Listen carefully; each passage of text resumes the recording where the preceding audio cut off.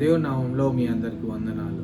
ఈరోజు మనము విముక్తి అంటే ఫ్రీడమ్ అనే దాని మీద మనము ఒక స్టోరీ నుంచి మనం నేర్చుకుందాం. మీ అందరికీ గుర్తున్నట్లయితే, మీ అందరికీ జ్ఞాపకం ఉన్నట్లయితే, మనము ఈ సంఘటనని ఎన్నో న్యూస్ ఛానల్లో మనము విన్నాము. ఇది లోకమంతా కూడా ప్రసారం చేయబడిన ఒక పెద్ద వార్తగా మనం చూస్తూ ఉన్నాం.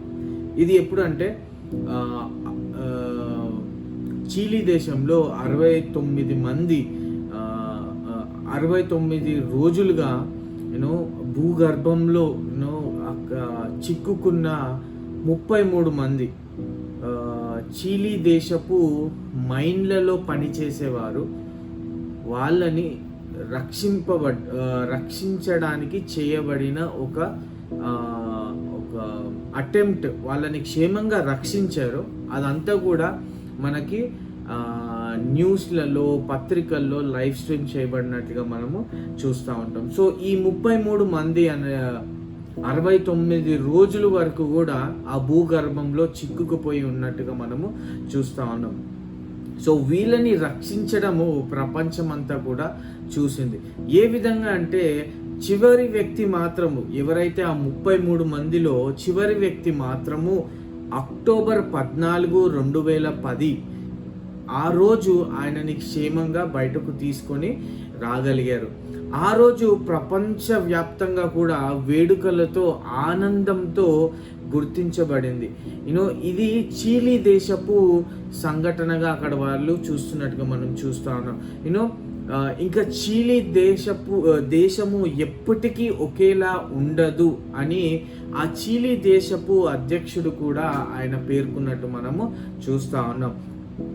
అదేవిధంగా మనం చూసినట్లయితే ఎవరైతే ఈ శాస్త్రవేత్తలు వీళ్ళు ఉన్నారో, ఈ ఇంజనీర్లు, ఈ చిక్కుకుపోయిన వ్యక్తులను వీళ్ళని 1/2 మైలు దూరంలో ఎక్కడైతే వీళ్ళు చిక్కుకుపోయారో అక్కడి నుండి ఒక 1/2 మైలు దూరంలో వాళ్ళు ఒక ఎస్కేప్ రంధ్రము రూపకల్పన చేశారు. ఆ భాగాన్ని లోతుగా తవ్వడానికి పగలు రాత్రి శ్రమించారు. ఇది 69 రోజుల తర్వాత ఒక్కొక్కరిని రక్షించేందుకు 50 నిమిషాలు పట్టినట్లుగా మనము అక్కడ ఫ్యాక్ట్స్, లేకపోతే వాళ్ళు చెప్పినట్లుగా మనము చూస్తూ ఉన్నాం. సో ఒక్కొక్క వ్యక్తిని 50 నిమిషాలు వాళ్ళు బయటికి తీయడానికి సమయం పట్టిందని వాళ్ళు రాస్తూ వచ్చారు. ఒక వార్తాపత్రికలో, ఒక న్యూస్ పేపర్లో ఈ విధంగా రాయబడింది. ఒక హెడ్లైన్స్ ఏంటంటే, నరకం నుండి నిరీక్షణకు విముక్తి. సో ఇలాంటి వార్తలు మనం విన్నప్పుడు అది పెద్ద అక్షరాలతో కూడా విడుదల చేసినట్టుగా మనం చూస్తూ ఉన్నాం. సో అప్పటి న్యూస్ పేపర్స్లో కూడా నరకం నుండి నిరీక్షణకు విముక్తి కలిగెను అని అక్కడ రాసినప్పుడు, ఆ వార్త చూసినప్పుడు ఎంతోమంది కూడా వాళ్ళ బంధుమిత్రులు, వాళ్ళ స్నేహితులు, ప్రతి ఒక్కరు కూడా వాళ్ళ గురించి ప్రార్థించిన వాళ్ళు ఈ యొక్క అద్భుతమైన కార్యాన్ని, ఈ యొక్క మిరకల్ని వాళ్ళు లైవ్గా వాళ్ళు చూసినట్టుగా మనము చూస్తూ ఉన్నాం. అండ్ రక్షింపబడిన వారిలో కూడా ఒక వ్యక్తి ఈ విధంగా అన్నట్టుగా మనం చూస్తూ ఉన్నాం. నేను దేవునితో ఉన్నాను, నేను సాతానుతో ఉన్నాను. వారు పోరాడారు, అయితే దేవుడు యుద్ధంలో గెలిచాడు. నేను చేయి చాచి దేవుణ్ణి చేయి పట్టుకున్నాను. నేను రక్షించబడతానని నేను ఎప్పుడూ ఊహించలేదు అని తన సాక్ష్యాన్ని ప్రపంచానికి ఆయన తెలియజేసినట్టుగా మనము చూస్తూ ఉన్నాం. వీరి భద్రత కొరకు మనం చూస్తున్నట్లయితే ఎవరైతే ప్రార్థన చేశారో, ఎవరైతే బంధువులు, స్నేహితులు ఇలాంటి క్లిష్టమైన పరిస్థితుల్లో కూడా వాళ్ళు అనుభవించారో, వాళ్ళు వెళ్తూ వచ్చారో, ఈ అగ్ని పరీక్ష లాంటి ఈ పరిస్థితి వాళ్ళ జీవితంలో వాళ్ళకి కలిగినప్పుడు వాళ్ళు దేవుని కాపుదలను కల్లారా చూసిన వారై, కల్లారా వీక్షించిన రక్షించిన వారిగా వాళ్ళు ఉన్నప్పుడు క్రీస్తుకు వారు తమ జీవితాలను సమర్పించుకున్న వారిగా మనము చూస్తా ఉన్నాం.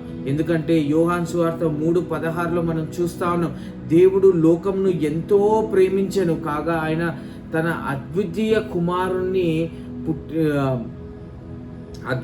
కుమారునిగా పుట్టిన వాని యందు ఎవరైతే విశ్వాసము కలిగి ఉంచుతారో వాడు ఎవ్వరూ కూడా నశింపక నిత్య జీవంలో వారికి పొందుకున్నట్లు ఆయన వారికి అనుగ్రహించను అని అక్కడ రాయబడినట్టుగా మనం చూస్తా ఉన్నాం.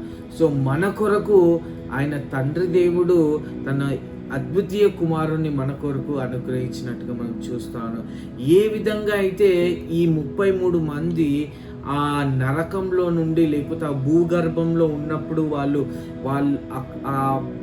అక్కడి నుంచి విడిపించబడినప్పుడు వాళ్ళ ఫీలింగ్ అంటే వాళ్ళు ఏ విధంగా వాళ్ళు వ్యక్తపరిచారంటే, నాకు ఒక విముక్తి కలిగింది, నాకు ఒక ఫ్రీడమ్ కలిగింది ఇన్ని రోజుల తర్వాత అని వాళ్ళు ఆ విషయాన్ని వ్యక్తపరిచినట్టుగా మనం చూస్తా ఉన్నాం. మన పాపాల శిక్ష నుండి కూడా మనల్ని రక్షించడానికే యేసు తాను చేయగలిగిందంతా కూడా ఆయన ఆల్రెడీ చేశాడు. ఇక మిగిలిన అంతా కూడా చేయవలసిందంతా కూడా మన వంతు. ఇక మనము చేయాల్సింది మిగిలింది. ఏమి చేయాలి అంటే మనము ఎంపిక చేసుకోవాలి. యేసు మన వ్యక్తిగత రక్షకుడు, నా జీవితానికి ఆయన రక్షకుడు అని మనము ఆయనని వ్యక్తిగతంగా మనం అంగీకరించినప్పుడు మన జీవితానికి ఈ పాపపు లోకం నుండి, ఈ పాపపు నుంచి మనకు విముక్తి కలుగుతుందని ఈరోజు మనం జ్ఞాపకం చేసుకుంటా ఉన్నాం. ఏ విధంగా అయితే వాళ్ళు దేవుని యొక్క కాపుదల వాళ్ళ జీవితంలో వాళ్ళు అనుభవించినప్పుడు వాళ్ళు దేవుణ్ణి అంగీకరించారో, మన జీవితాల్లో కూడా ఎన్నో విషయాలు దేవుడు చేస్తూ ఉన్నాడు, ఎన్నో అద్భుత కార్యాలు చేస్తూ ఉన్నాడు, ఎన్నో అద్వితీయ కార్యాలు చేస్తూ ఉన్నాడు మన జీవితంలో. కానీ ఇంకనూ కూడా మనము ఆయనకి మన జీవితాన్ని అర్పించకుండా ఉండిన వారంగా మనం ఉంటా ఉన్నాము. సో మనం చాలా కేర్ఫుల్గా ఉండి మనకి నిజమైన దేవుడు ఎవరో మనకు తెలిసినప్పుడు ఇంకా ఆలస్యం చేయకండి, మన జీవితాలను ఎంత జల్దీ అయితే అంత జల్దీ ఆయనకు సమర్పించుకుందాం. ఆయన మన సొంత రక్షకుడని మనం అంగీకరించి మన జీవితాన్ని మనము ఈ నరకం నుండి విముక్తి పొందడానికి మనం ప్రయాసపడదాం. ఈ కొద్ది మాటలు మీ అందరి జీవితాల్లో ఆశీర్వాదకరంగా ఉండును గాక. ఆమేన్.